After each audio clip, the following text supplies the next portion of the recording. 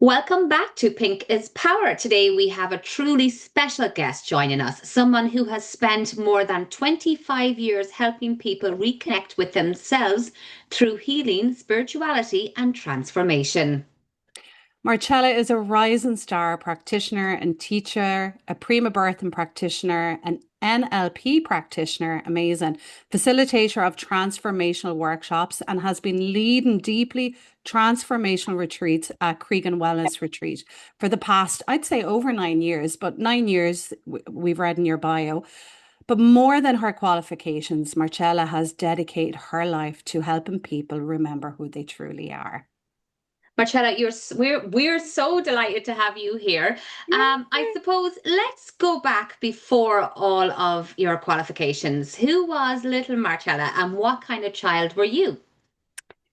So, firstly, let me just say hello to everybody and thank you so much for having me. This is my very first experience, Yeah.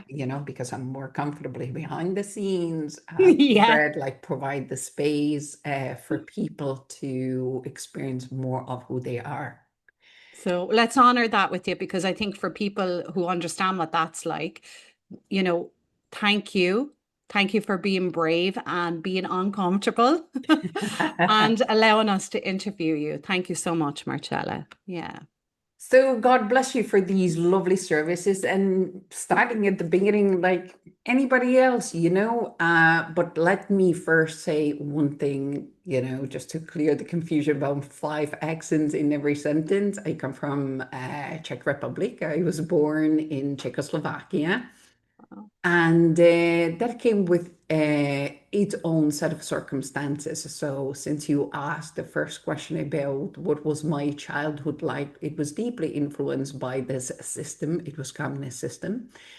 And, when you're growing up, you're not necessarily always aware of what these circumstances, how they affect you. It was only later on when I started to travel to other countries that I learned how it affected me on deeper level. And as well as you can imagine, when you enter the healing journey and you become conscious of limitations, challenges, and how they're created and how they lead to these childhood experiences. One of the things that was very kind of obvious to me since I started healing journey was that there was deep sense since I was a kid, a deep sense of spirituality. And since we didn't have religion, as you know, in these communist countries, religion was prohibited. And it was just a sense of spirituality and something that I wanted to share here, and it's going to sound probably very strange, was an experience that I recall when I was 9 years old.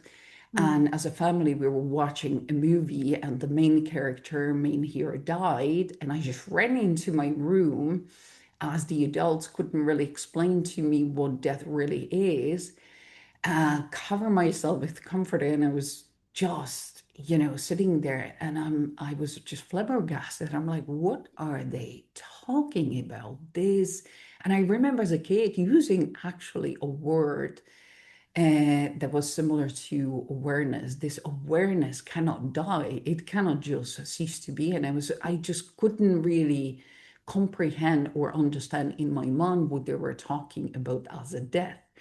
But I remember since that moment, I just had this diary and I wrote in this diary, like, I'm going to figure out where people are dying.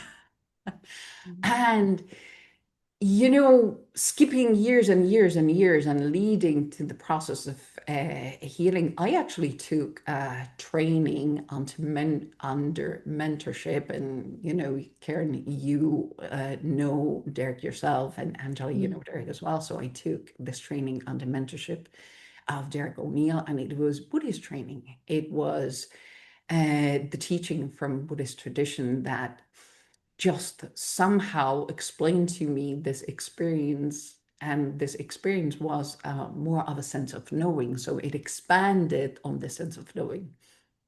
And so growing up in this particular part of the world was as challenging as anywhere else, As you know, we create these circumstances that deeply affect our psyche. But, Karen, you are this trauma expert, and you know that the trauma can become an opportunity for growth. And so I suppose I did what many people do. I took this opportunity, and I was actually seeking help, because when I arrived to New York, things got like out of hand and I felt out of control, and I had to seek help. And this is where it became really sort of like a process of awakening that didn't really come wrapped in this beautiful wrapping paper, but it was a big mess, at the beginning. So maybe I will share some experience later on. But going back to my childhood, later on, when I look back, somehow I have this feeling it made sense for me to have experiences that I did, because it was something I needed to learn, unlearn, and just keep it simple, just to become who I am, if it makes sense. Yeah, that does make sense. What I hear is, this little 9-year-old, was in her, and developmentally, this makes sense. So I'll tie it together what I heard. This little 9-year-old was in her world, happily, blissfully unaware, and then something entered into her awareness thing, which was death, and made her look into the world with a different realization almost. And it's almost parallel to, development theory when we talk about, come age 8, your awareness of self comes online. Before that, we can have that kind of like everything is interconnected and we're in this world, and everything that we're in the world with, we're part of. And then at age 8, we become very aware that we are a singular energy, like there's a me and then there's the other. So for me, like to become aware of death at such a young age though. And because I know as a child, in my culture, we weren't allowed to attend the funerals because we were deemed too young and we wouldn't understand. But yet there's always this fascination around what happens. Like, what happens? Did it make you afraid, Marcella? Like, were you afraid of death? Is that what came up for you when you were 9, or was it something more? It was actually, it was not necessary. I wouldn't take it as a fear back then, but it was this actually fear of loss. That's what has been brought up, like fear of loss and Mm. not understanding. And there was this deep sense of there is a continuum to life. And, I actually firmly believe to this day, I firmly believe that we are actually all born with this sense of knowing that Mm. it's knocked out of us, that Yeah. it's like the same way, you know, and the same way, you just forget because life happens around you. All these experiences happen around you, and everybody who is older than you and your parents, they're authority, and they're just like, oh, like Jesus, the kid is a little off here. We gotta explain to her, no, hey, listen, you die, that's it. It's end of the story, and you accept it as your new belief system. And this is with everything. This is how we learn everything. So all the limiting beliefs, all the sort of like comes from this conditioning from people around us, so we accept it. We forget our that sense of knowing, because that sense of knowing is actually more subtle than somebody hammering you down with aggressive voice, like, oh, you're stupid, like you shouldn't think that way. Yeah, I really connect with what you were saying there, Marcella. I mean, mine, like, your experience, you were so young. I suppose mine, that the realization around death didn't come until 23 for me. And I think had we had this conversation growing up, had it not been brushed under the carpet and been ignored, particularly in my life, I can't speak for other people, but I can speak from my own experience. It wasn't something that was really addressed. And when my mother died from sudden death at 23, then I was met with that realization. Like I was, a lot older, obviously, than yourself at that time, but it really hit me that, oh my God, and then having to do that work. I think as a society, I always go back to, I think we have to have this conversation around, they're a dance together, life and death, and we don't do it enough. And Karen, you mentioned there that awareness that comes in at 8, like I saw it with my youngest son, having that conversation. I think I mentioned it to you, that's when it started. Like, I mean, the curiosity. And, I was able to kind of explain it to him in a lovely way, and then use different books and kind of read it to him at his level, but also to not sugarcoat it in a way and pretend, like to make it like part of life and our existence. And I think that's what you do. I know I've been to some of your classes, Marcella, and, yesterday I had the privilege of being able to be on one of your online classes and your beautiful sound healing, and, listening to you talk. And I did say to Karen afterwards, I said, oh my goodness, even though it wasn't directly for me, I felt like it was directly for me. I felt like you were speaking directly to me. And I think, I think that's what's also interesting. We can go on to many other platforms and obviously download different sound healing sessions and everything else. And I've done that, but I can tell you, I've never had that experience that I had yesterday. And I think that's what sets you apart. I know I'm going slightly off tangent now, but I really wanted to bring that into the No, space. it's great. It's The great. development of you and who you are as a person. I felt like there were other people on that call yesterday online with Zoom. I didn't know them and they didn't know me, but there was no connection there. The connection I felt was directly to you, to me as a person. And it was like everything I was feeling, even though you didn't know, you were speaking directly into that for me. And I really connected with what the words and just the essence of that space was just so incredible. And I think that's what sets you apart. And you've always kind of moved a certain part of me in my life. And you've done that when you were in Creacon, physically there. And now you're doing it online. And I think people really need to know that, like, I mean, what you bring into a space is so pure and beautiful. And just wanted to add that. And thank you for, like, introducing yourself and giving us kind of that introduction of who you are. I know we're going to go on a journey and we have some more questions that we want to ask just to kind of like introduce you further to the listener. But I didn't realize this until Karen, until you said it. But you began your career as a registered nurse. I didn't realize that. So, like looking back now, how do you think that chapter prepared you for what you're doing today? Yes, yes. I actually used to work for a short period of time as a registered nurse, and went through all the units on surgery ward and ended up working on ICU, surgery ward, intensive care. And you know, um, it really, really set me up for healing ward, because this is an experience that I want to share that was really deeply profound. I notice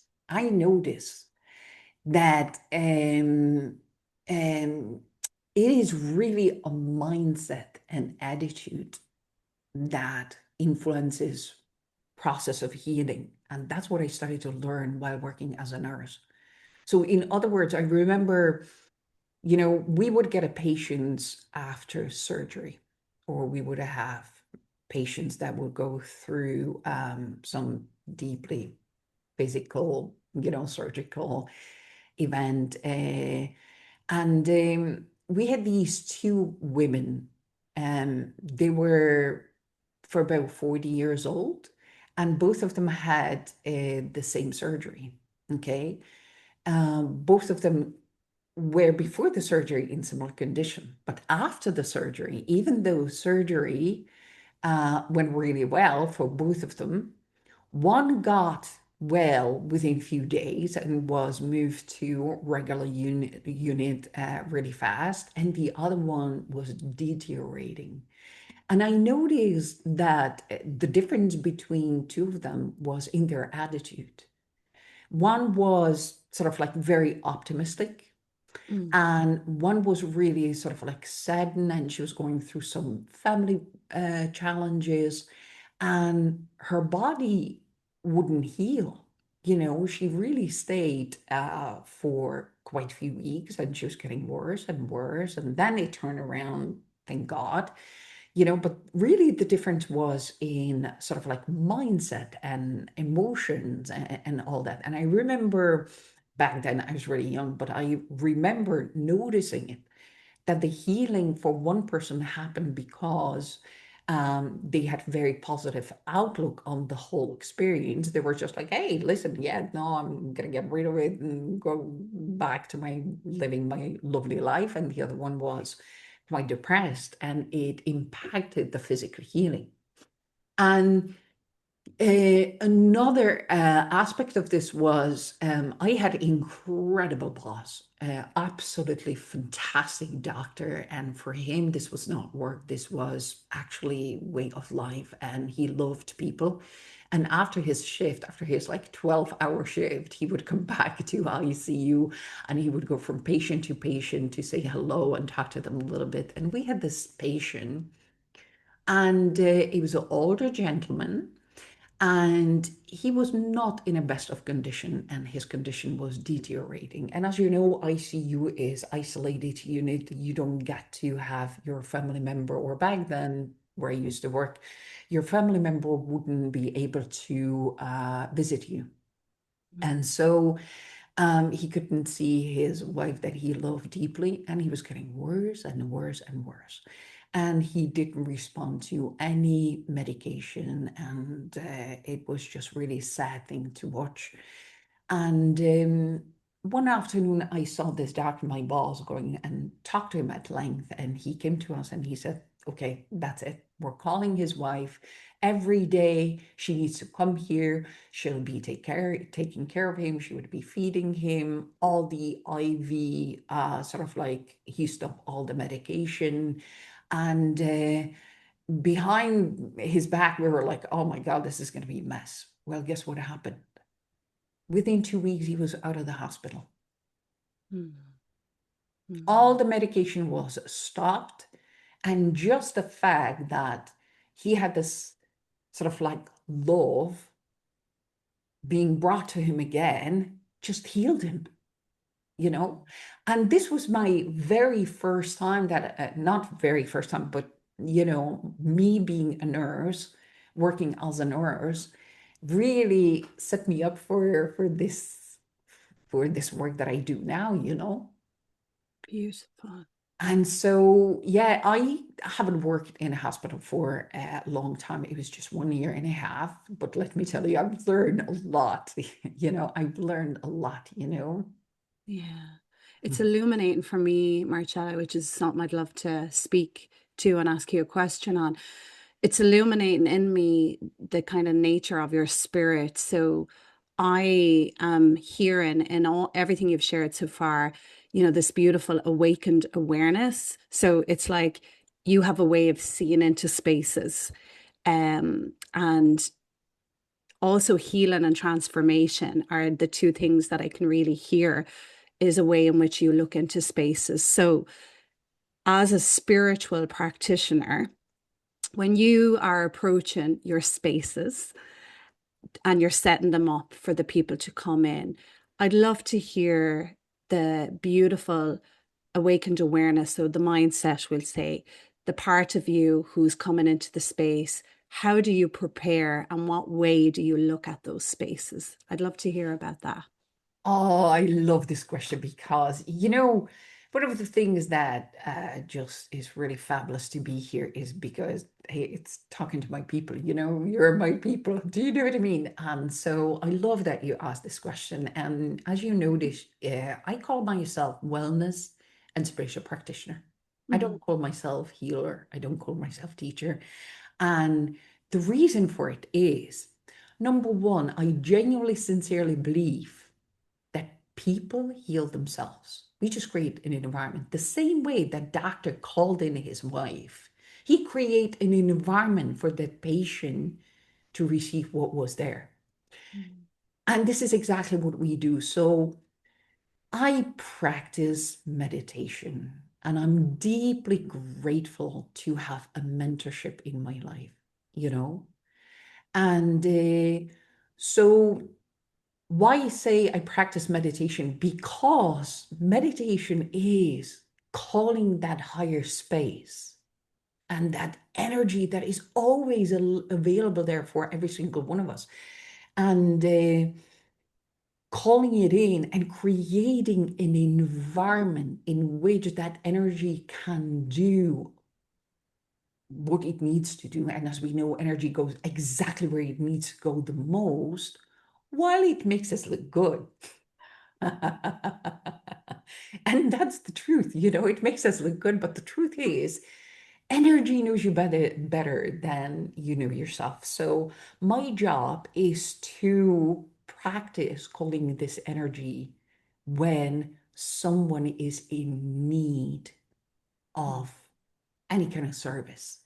And I love, and I am so grateful, for the beautiful and lovely feedback that Angela, gave about that class, because that's exactly what it is, when you calling that energy will do such a magic, it will just, bring piece of information into your being, and you just trust it enough to, put it into the word. So yesterday, actually, I was improvising a little bit, and it is that energy going, I go this direction now because, and I learn in a quietness and stillness of my being via meditation to trust this information and just, go with it, as I call it, And I am really also moved because I watched a little bit of your work, Karen, right? And you introduce this aspect of your work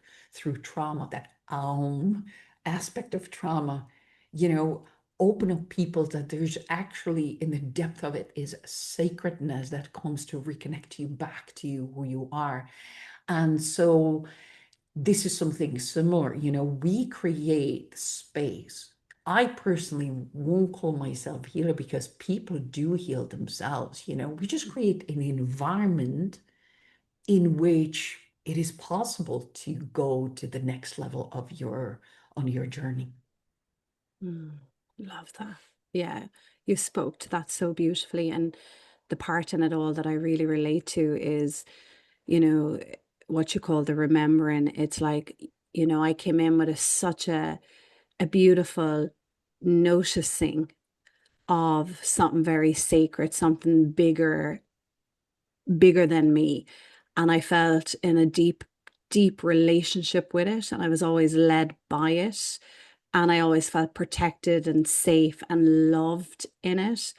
And then when I came of age, where I became more self-aware and then aware, which is an interesting thing, I became aware of what was happening to me was not okay. And yet it had always happened to me, but something shifted where my sense of self came more online. And in that moment of it becoming online, my sense of self and noticing the events that were happening to me were not okay. In that moment, fear entered me and horror. And then I edged the sacred out, or as Wayne Dyer would say, EGO, edging God out. And that's when I started to feel I couldn't feel the divine in my life. I began to feel God forsaken me. God turned its back on me. I don't feel loved anymore. So even though I felt great pain in the experience of my life, my biggest pain was truly feeling that I was unloved by that sacredness that I felt so safe in.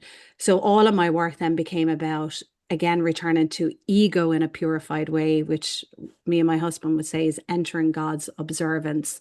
So first you feel you're being edged out by God, but then you come back into that, as you call it, the which I've noticed in trauma, that, God doesn't give you these lessons to hurt you. As our spiritual teacher has taught us, it gives you these lessons to wake you up, to get you to remember that you already are. So in order to know what you are, as Angela knows this book, you have to know what you are, you have to also know what you are not. We all know that book, The Soul and the Sun. We all love it. It's been in the library of Creacon. Yeah, the soul's coming in and having to remember what they are. And in order to know what they are as light, they will be given an experience of what they are not. And then the job is to not lose faith in that. And that's the part that I feel that you speak to for other people, that me and Angela in the work that we do, with Angela being a psychotherapist as well. And you framed it beautifully by saying, you know, you're calling in a relationship again with that sacred intelligence, with God, with the divine. And the divine moves in you and it gifts into you the awareness and the noticing of what would be of benefit to the environment or to the person. And I love that, Marcella. And that's then feeding into what I was going to ask you next is transformation something we create, or do you feel it's something we allow? What would you? Wow, that is actually a fabulous question, isn't it? Like, you have fabulous questions. Thanks to Angela, we worked these out behind the scenes. Oh my God, no, this is some good work, girls. This is some good work. Yes. We create circumstances to allow transformation. Okay, love You that. know, that's like that's oh, you know, and that's just my take on it, you know, that like Mhm. you in other words, like here's the thing, right? Experiences happen, challenges happen, and they're like invitations. You know, something that I wanted to share that really struck me hard when I came across this piece of information in Buddhist tradition. They train themselves to welcome challenges. You know, literally go like, yeah, you know, SH1T, hit the fan. That's my opportunity. They literally actually sort of like neutralize that aversion to challenge. They welcome it because they know it is their opportunity to set themselves free. Mm. So going back to what you asked, like, I believe that we can consciously create a space, a safe space where we create circumstances to allow transformation. You Mm. know, so I believe like transformation, uh, you know, and it's not linear. So, you know, it's mutual relationship. So both of these actually apply. So you create transformation, you allow transformation. I believe there's a relationship. There's no, you know, there's a relationship between these two, you know, that like you move, you know, you create circumstances and allow transformation to happen. You know, when Yeah. you invite higher aspect, you know, higher aspect of the creation, that the divine, you know, like into the equation. And why I say that, because I remember I have been on this path for a while, right? Before, like actually for years, because I was able to drop into the depth of that trauma. And I was Mm. trying to, can I tell you something? I was trying to drag it towards myself. You know, I was like, I want this healed, I want this healed. But the truth was that my heart was broken. And I didn't have like, and you actually described it really beautifully, Karen, when you said, I felt unloved. I felt, you know, I felt the same. I felt unloved because of everything that happened, because of sexual abuse, because of sort of like I felt like world let me down. Do you know what I mean? So like when I was in, you know, when I moved to New York, I was in the depth of depression, you know, and it just name it, you know, depth of depression, panic attacks, anxiety, you know, like just name it, addictions, like all of that, just name it, you know, there are most likely I'll tick it off, you know, as yes, I know what that feels like. And, you know, I had to first heal my heart and learn to trust again that life is not there to break me, that these events didn't happen to, you know, break me, that I didn't go through massive loss because I'm a bad person, but to see it as an opportunity to rise to the higher level of understanding of life, you know? And that took years for me. That took, and to this day, sometimes have the moments, but that's, you know, that's very human, you know, like I just don't spend that much time there. I don't give to those moments too much energy or less energy than I used to in the past, you know. Yeah. And when I'm listening to you, Marta, like when you say that, like I had to heal my heart, how did you heal your heart? Like, was it true meditation? Was it sitting in those spaces and really reconnecting with the truth of who you are? Yes, like here's the thing. What was the most important aspect for me was just keep walking. Just keep creating those circumstances in which healing, happens. So, as I sit here, I I attend the classes that I'm talking about. I have the energy therapies done on me regularly. I attend the workshops with my mentor and seek the guidance when I'm in trouble because I seem to create trouble once in a while, just to let if you think that I'm like this, like, no. And so it is not one singular event, but like I'm very clear on just keep going, keep like and my approach to it, I'm area, so I'm like, I'm like headstrong. And so I'm like, just I don't care what it takes. I'll just keep going this path of healing, awakening, and all that. And part of me is like, I don't actually have any other choice because anything in the world fails to fill this void. So Mm.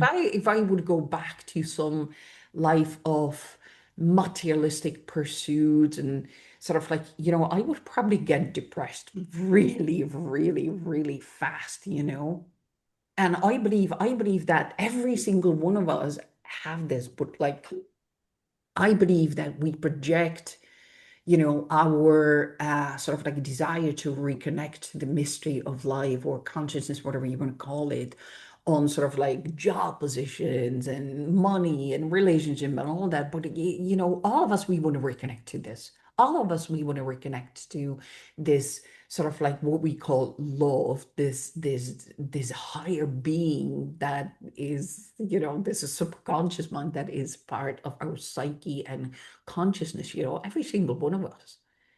Yeah. And, we call it self-mastery. Absolutely. And that really resonates with me because, for a very long time I would have distracted myself as you talked about materialistic things and, everything to avoid that part of myself to sit there with myself. And, you talked about how, healing and how, we bring in the transformation, we bring it in upon ourselves. And, for the last few months, by God, I've had some transformation and, triggers and things. I'm not going to speak directly to what those triggers would have been, but by God, were they coming up in like so many ways in the last few months and having to sit with that because I couldn't run from it and I couldn't keep avoiding it because it kept showing up for me in different settings and different ways for me. And obviously then I had to look at it from a really good perspective and I suppose a spiritual perspective and go, okay, why is this showing up for me? As in, like, instead of why is this happening to me, I had to really go into that space of the teaching and learning and go, okay, so why is this showing up for me? And what it did for me was, Karen mentioned there, my training as a psychotherapist, which is really interesting. When we trained as a psychotherapist, well, for me, what I found was interesting. Yes, we had to sit with a personal therapist, and yet we had to be in that space of learning. And, there was great learning, but there was never really a need. It was a suggestion to journal and to really connect with yourself. And in the last few months, I have finally sat with myself, just with me and with my journal, and started to write again. And I didn't think anything would come out of me, which is interesting because my background is a writer, but everything just flowed so easily out of me and all the thoughts and feelings and the triggers and the transformation. I couldn't run from it anymore. So I had to sit with it. But actually sitting into it allowed me to really connect with myself. It's still ongoing because I'm still working with those triggers. So it's not done.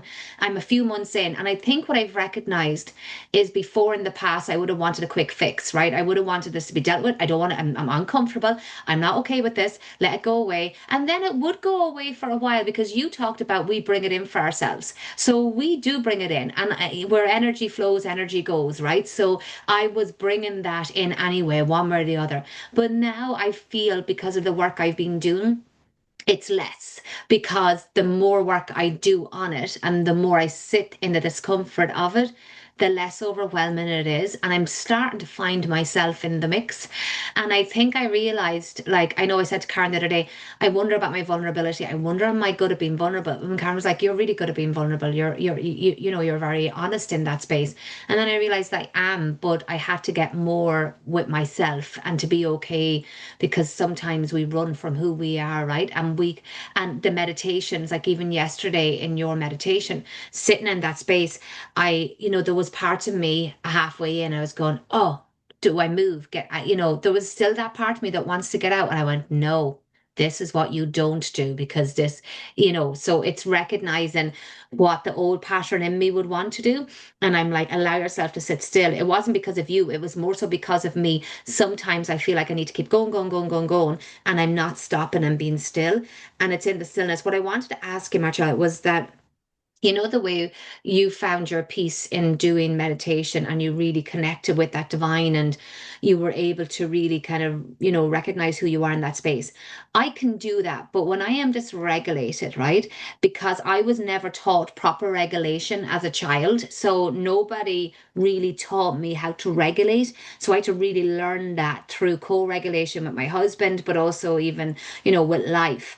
And what I've recognized is, I still get dysregulated, obviously, absolutely, but I'm finding it easier to get out of it. But what I do repel is, because my husband said to me, Andrew, you should really do your breath work here now.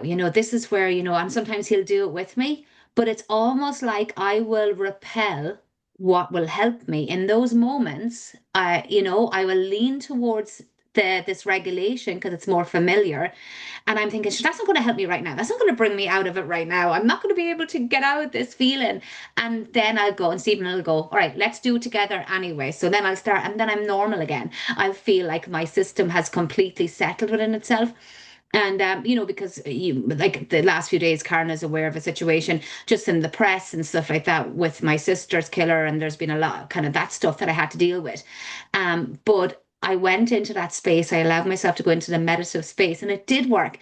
But why do we resist that as humans? Why do you think in that situation, somebody like me, who's like knows the medicine, right, knows very well what's going to make her feel better if she just leans into it, and in some ways will just go, no, will nearly rebel against it, only when you have a loving partner that will remind you, come on, this will help you. So what is it with maybe somebody like me in that moment that doesn't want to lean into the medicine, and that will help, and is nearly like, I'm sitting in this discomfort, it's more familiar for me? How do we work with that? How do I convince myself, without needing convincing, that actually this is going to make you feel better, this is going to take you out of this now? Because I understand that people are probably like me in many ways, not everybody, because I don't want to speak for people. I'll never do that, because we can't assume what people are thinking. But I'd imagine there might be some people like me that are very similar in that regard, that when they know this is going to make them feel better, but they'd rather stay in the discomfort of it. Wow. Hey, that is brilliant. That is absolutely brilliant. First of all, Angela, let me just say, what a wonderful work you do. Like seriously, both of you, what a wonderful, wonderful work you're doing on yourself. And, as we know, when you do this work on yourself, it is actually great way to be of service to somebody else. Now, as you can, I'm one of those people as well. Okay. But what I've learned about this, I've learned that actually the answer is self-love. Because I gave a homework to my little group of people that come to one of my classes. And the homework was, okay, so I want you to answer these questions. What is self-love on 3 levels of your being? On a physical level, on a mental level, and on a spiritual level? What is self-nourishment on all these 3 sort of like levels as well? And I did this exercise as well. And my answer that the self-love on a spiritual level is practice. Okay. And basically, we avoid to spend quality time with ourselves as a form of, I don't want to say self-punishment, because it can be self-punishment, but it's not always self-punishment, because we're just distracting ourselves from what we are feeling, and we're like, who am I to, like, I don't want to spend time with me, like, and listen to my thoughts, so it is actually the opposite of self-love, because the practice, and as pointed out by your loving husband, that, like, it would help you in that moment, right? So it is like the opposite of self-love. So, we're just avoiding to spend quality time in our own space. And, hey, don't you think I do that? Of course I do that sometimes, you know? And when I sit again and practice, I'm like, oh, why, like, I get all the answers. I get all the nourishment that I need when I sit down and meditate. But this is the real meaning of self-mastery, that your first step is to recognize this for what it is. Okay, I don't want to spend time in my own space with myself, quality time, and I notice over years of doing this type of work, it's usually women. And I tell you why, because women are conditioned and taught to always take care of somebody else, and to self-nurture and self-nourish is like secondary. In some of the lives of some women that I worked with, it was just not in their psyche at all. And I resonated again as well, because my mother was exactly like that. There was like, she didn't taught us what is self-nurturing, self-nourishment. She didn't taught us, like, there's a time out. There was always like, oh, something, you have to do something, otherwise, like, you're a lazy bum, you know? And so first step is actually awareness of, like, I am avoiding to spend time with myself, and ask yourself, why do I feel deserving actually of self-nourishment, or do I feel the need to be needed and run around and sort of like provide, for everybody else, because I'm not as important as everybody else. And so the recognition is the first part of the remedy. And then second part, and this is really sort of like basically what self-mastery is all about, is just doing it despite what your mind tells you, how much your mind is trying to convince you not to do it. So you just relax, you just speak gently to your mind, say, thank you for the information. No, but I'll just sit. I don't have to do any rituals. I don't have to do any sort of like waving hands and calling spirit in some sort of like ritualistic way. I'll just sit on a chair, and I don't care. I'll just do it for 2 minutes. And that's it. No matter how small the step, just make the step. I had to do this with exercises. I had a version to do to do my exercises. So I was just like, if it's even to put the clothes on in which I do the exercise, I will do it as a one step, because I have that like absolute mentality of it's either or, nothing like perfectionist. So I have to, no, I'll just, like, if it's not going to be perfect, that's fine. And so for me, it was recognizing that it was perfectionism. Nothing was ever good enough. Like, even if I did it, I was like, well, you didn't do full set. So I always found that. And I was like, yeah, screw it. I won't do it at all. Yeah, So I it's think it's like, amazing. yeah, I think it's Amazing. like, Yeah. mhm. Because you're speaking again back to what we said at the very beginning when we came on together, all of us, when you were talking about the remembering, that remembering, that coming back home to the truth of what we are and who we are. And the biggest journey in that, definitely, and I will agree with this and what you're saying 100%, is that self-love aspect. Because self-love is, in my understanding of it, on the work around it for myself, because, I met the opposite of it. So it's from such a young age. in that place of becoming aware of your own trauma and what's happening to you, and then feeling unloved. And the story then you tell yourself inside, which is, I'm unlovable, I don't matter, nobody cares about me, therefore I'm the problem, not the world. So I had met all of the ways in which I began to hate myself, and the levels of self-hate was so toxic, the things it led me to do and the choices it led me to make. I stayed in a vibration that just created the circumstances and the outcome from that place of that vibration.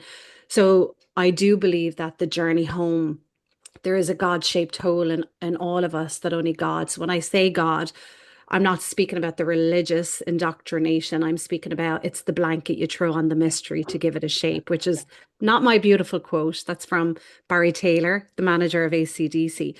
So I do believe there is a divine sacred hole in us that only the divine can fill. However, we are the divine. We are God. We are a consciousness. We are a vessel in which the consciousness of God has come into existence through us. It gets to express itself. And we are such a divine energy. And our job is to come home to knowing that.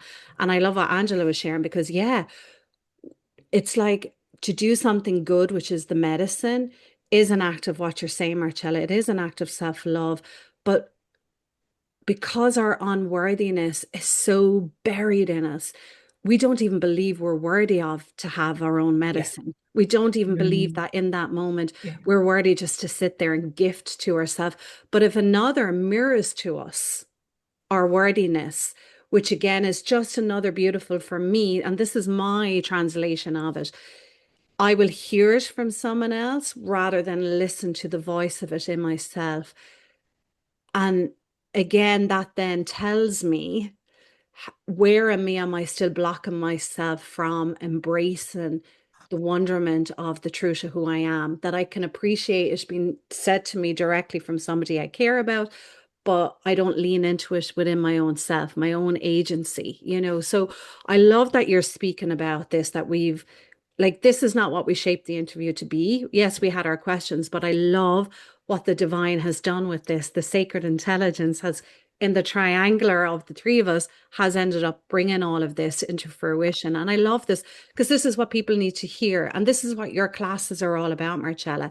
Your classes today are online, because I know, and the listeners, it's going to be gorgeous for you all. What you will hear at the end of our interview today, which will be with this recording, is a beautiful, what Angela got to experience is your sound healing class. You're going to gift us a few minutes of that so people can really get a flavor of it. Your classes are online. They're so powerful, regardless of them being online.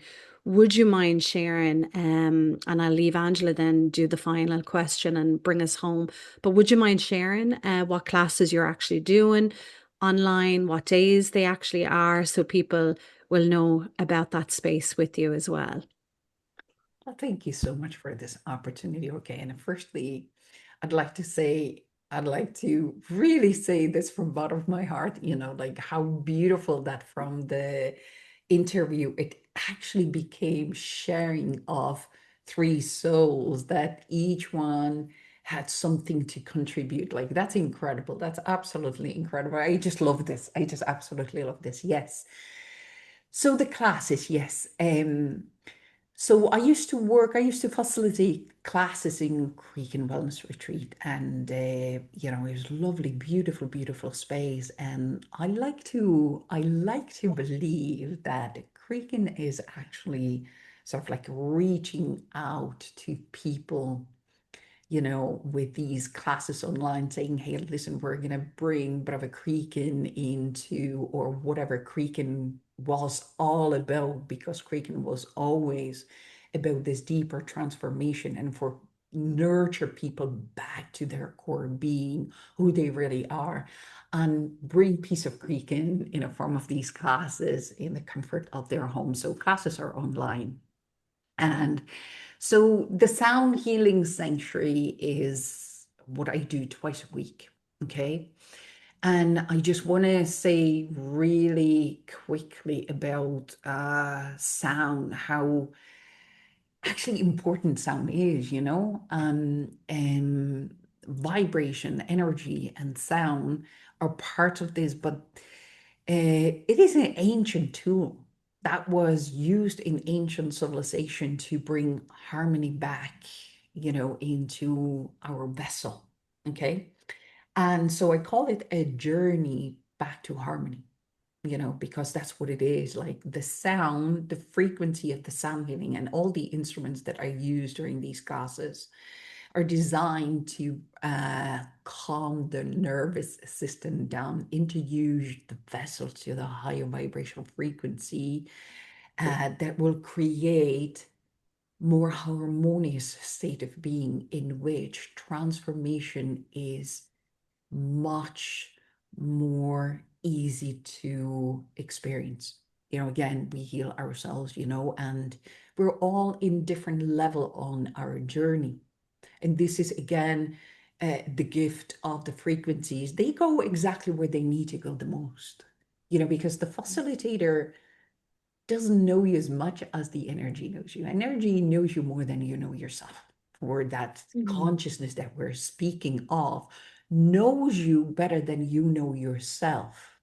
And the consciousness, one of the sort of like higher truths about the consciousness is that it always thrives to express itself in a full potential.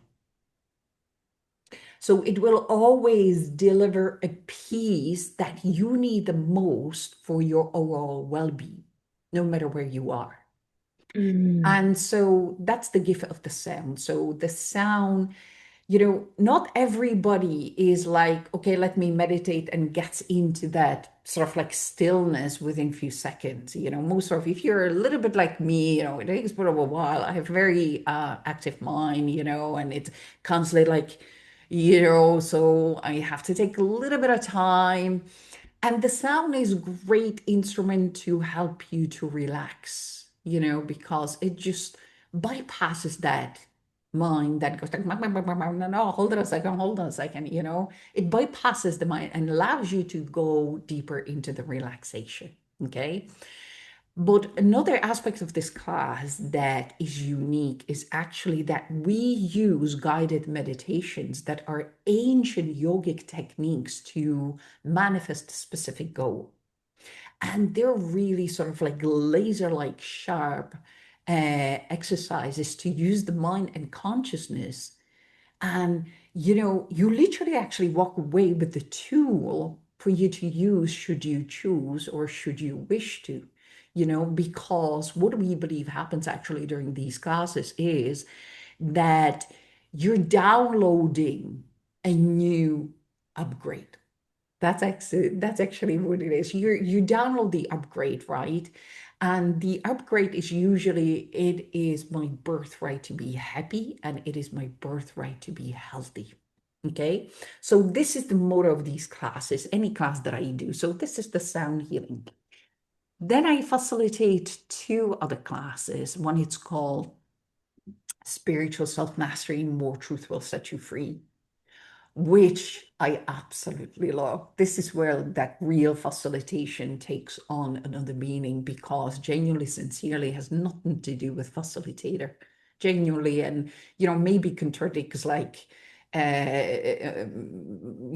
like that's just my truth. Like if you come to the workshop with Marcela, as much as I love myself, and like aspects of myself, don't like it, you would have limited sort of like results. But if you come to this class, I provide, again, I create an environment in which this beautiful energy just brings you on this journey. Number one, healing. And awakening in a form of experience, not just concept, because Jesus Christ, we have so much information now. Do you know what I mean? Like, oh my God, we are bombarded with the information. So you come to these classes when you're fed up with the information and you want real, genuine change and transformation. So, and my job, actually, believe it or not, like I was thinking about this. So I facilitated retreats, and my job is to share my gift. And, I'd like to share my very special gift. I don't have one. That is a That's very my special gift. gift. That's a very special gift. It's a very special gift, people. I don't have one. I Yeah. don't have a gift. You know, I am just really genuinely someone who comes from this, chickpea-sized country, who've gone through challenges, nothing unique about that, but who actually, overcame some, Yeah. is faced still with some, and say, listen, this is how bad it was. And here I am speaking my truth, and you can do the same. Yeah.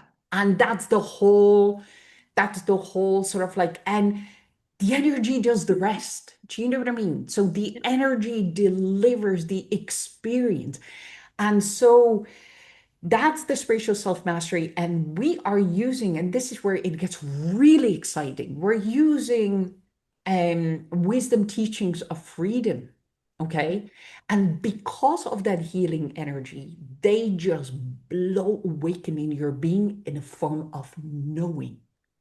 So you start to these wisdom teaching of truth, wisdom teachings of freedom and truth are higher truths about your life, about your challenges, about your divine origins, just the way it is, like whether you agreed with the wording or not. It's nothing to do, it's just distraction. That's just Yeah. distraction. And Amazing. the final class is the Master Key to Your Happiness, which is combination of neuro-linguistic program and these, wisdom teachings of freedom. And again, we're using healing energy. So Master Key to Your Happiness would have this Western aspect of Beautiful. approach to well-being, Mm. combined together with these higher truths. So, we can do meditations on inner child. We can do meditations to work on addictions. We can do meditation to boost our immune system and so on. And so this is in a nutshell. Amazing, Marcella. But Marcella, like, how do people then, if I want to join up for the classes, how do I go about it? Do I connect with you on social media, or what do we do? And we will add your social media details into this, on the platform as well. But yeah, how do people Yes. find you? Brilliant. So, there are a few ways. Probably the most direct way is if you go on creaconwellnessretreat.com website, where there's a calendar of the events. There are other classes as well. There is Japamala meditation, and there is Tai Chi. So, like you can go directly to Creacon Wellness website. And I have my own website where you can go marcella-jacova.com. And Beautiful. of course, social media. I started to be more active on social media, which is like also a little bit out of my element, but I'm giving it my best shot. Brilliant. And that's it. Yes. And of course, like on my website, you have my own personal sort of like email address where like I also offer 10 to 15 minutes free consultation, just in a nutshell, to Brilliant. explain what this is all. We will Yeah. add all of this for people when we put the recording up. It'll be under it, so people can definitely Oh, check that God out. bless you. And I will let Angela take us home, but I just want to echo around Creacon Wellness Retreat, and Angela is the very same. It definitely, I mean, that place, the power, the beauty, the love, it was a place where I felt so, when I walked in the doors of Creacon, I Yeah. said to myself, I'm home. I Yeah. Yes. feel so at home. Yeah. Yes. Yeah. So I want to thank Creacon. I want to thank the staff of Creacon, the owners of Creacon, all of you, including you, Marcella, for making a physical place a possibility for us to find who we are and the freedom of ourselves. Like, my heart bursts with tears and joy when I think of Creacon. Yeah. Sacred, Yeah. sacred place. Yeah. Well, that's where we met, Yes. Like, it is, yeah. That's where me and Cara met in one of the classes. And so like it's a really special place. I didn't know it was there for a few years until after my father died. And I remember this Sunday looking for a space just to go. I went, you know what? I need to do something. So I looked up what might be in the area and I came across, at the time it was like 40-minute drive. I went, oh my God, this place is open. I can just go there today. Spent the day there. So, it has been an absolutely beautiful, special place. And Marcella, I did two of your workshops over the years there. And I have to say, the You're space you amazing. created, your heart, the essence of what you delivered really allowed me to trust the space and to be myself in it, and just beautiful. So you really are so gifted, and we're really thankful for your time today to be being part of this episode of Pink is Power. It's just been beautiful, and I know that people would really, really connect with you and really get something from your workshops and your classes. And I think I'm excited about trying out more of your online workshops now as well, and I will be participating too. So thank you so much. I Thank love you it. for your time and for being on this Thank episode. you. And to our beautiful listeners, thank you. Thank you, Marcella.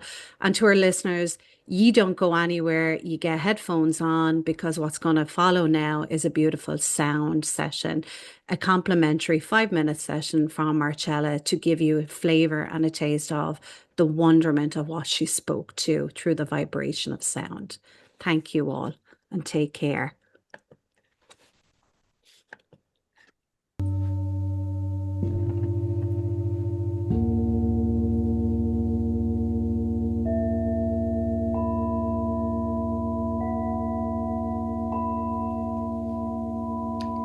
Wherever you are right now, just make yourself comfortable. And if it feels right, allow the eyes to close. Take a slow deep breath in and exhale softly.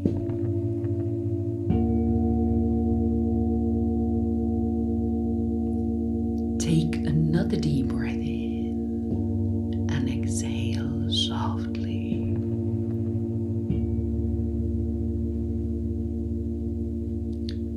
For these next few moments, there is nothing you need to achieve, nowhere else to be.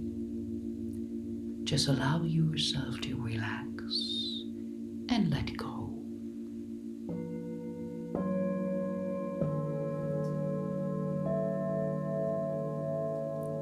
Our minds work really hard, planning, remembering, protecting, achieving.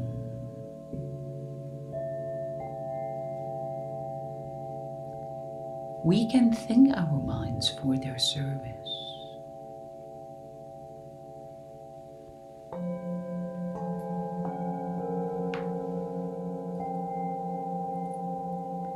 And also notice that there's another place within you, a place of quiet wisdom, a place of peace.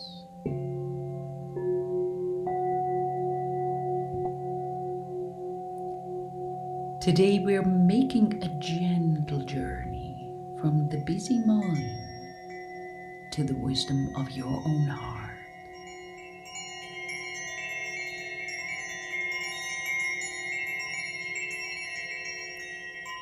And as you keep breathing deeply and slowly, imagine that each exhale allows your thoughts to drift by like a clouds in a white sky. You don't have to chase them or fix them. Just let them pass by easily and effortlessly.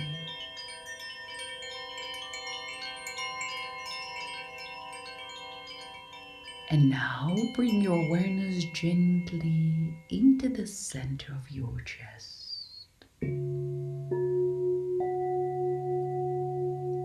The space of your own heart.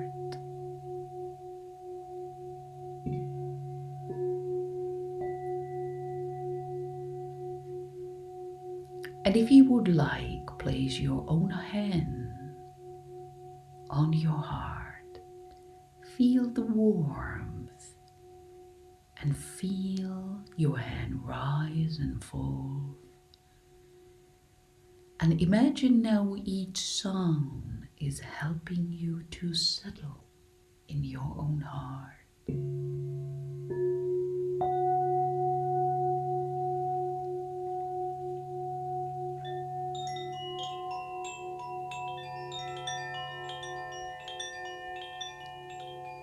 The heart doesn't shout, it waits.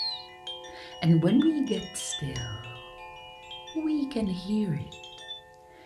So maybe in this quiet space, you remember something very simple. You don't have to have every answer today.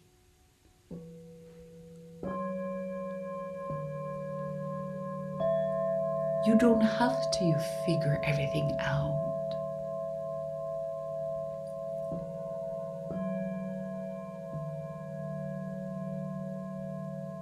You can just allow yourself to be. Sometimes clarity comes, not when we think harder, but when we become still enough to listen.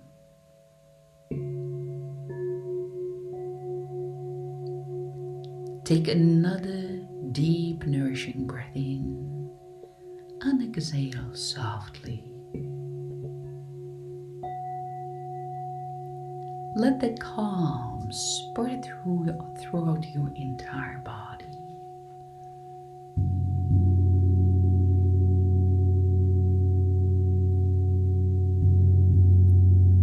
Know that this quiet wisdom is always within you, and you can return with breath and gentle hand to the heart whenever you need.